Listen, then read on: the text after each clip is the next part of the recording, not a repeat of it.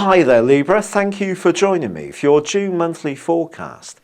Yours is an air sign, but over the last couple of years Saturn, the planet of constriction, has been working its way through your sign. In the last 5 months it's even been in backward rotation. Now Saturn tends to teach us lessons, and what this has been teaching you is to slim your world down, make it more economical, make it really work on the base issues that really are important. So whether that's people, relationships, jobs, money, possessions, all of it should be slowly but surely becoming more straightforward. But you will be pleased to know that Saturn does end a backward journey on the 25th of this month. But before then, there is a challenge to your airiness, your element of communication, when there's a lunar eclipse on the 4th. This is suggesting that you need to be factually well informed if you're trying to open up your world in any way, because last month on the 20th there was a stunning solar eclipse, and this may be giving you the real desire to be much more go-getting, whether it's to do with higher education, travelling, perhaps doing a job that's more challenging intellectually, or just making your life more spontaneous on an everyday basis. But there may be something in your everyday life at the moment that this lunar eclipse suggests that isn't going to be so easy to just push to one side, and you may have to make some choices. And there may be some talking to do, particularly if you're in a relationship. Now, with Mercury moving on the 7th to the top of your scope, there may be an opportunity to learn new skills. It may be linked to some kind of training course, seminar, could be a residential situation, and you can link with someone who can give you some fantastic guidance. But there may also be a little bit of a dust-up in a few days following that.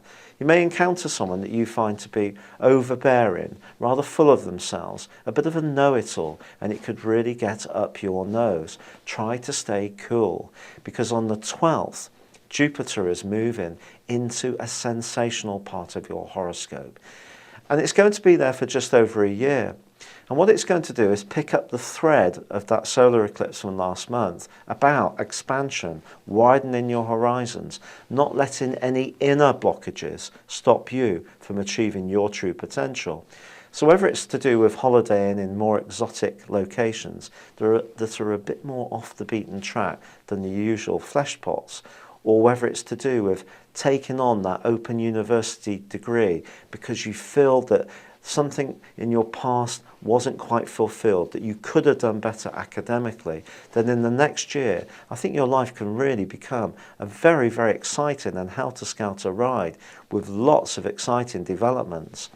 Now, this is going to be boosted on the 19th by a super new moon, but on the 21st, the sun does move, and it's saying to you, it's all very well having all this freedom, you have to have responsibilities too, and they have to be fulfilled, and there's some kind of juggling to be going on with.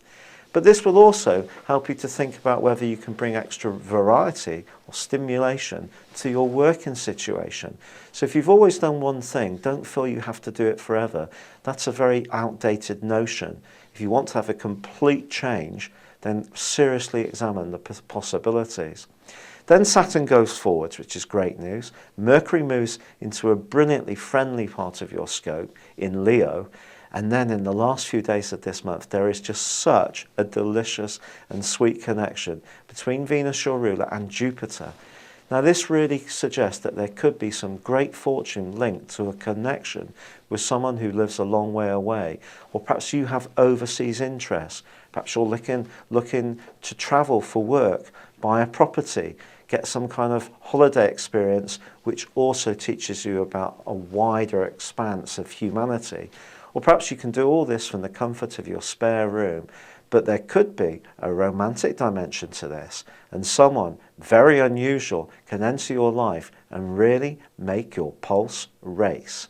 Now, if you're already in an existing relationship, your desire to shake your life up and make it more stimulating means your partner has to join in with this. But if they're a little bit slow to do so, well, it's down to you to give them a major nudge.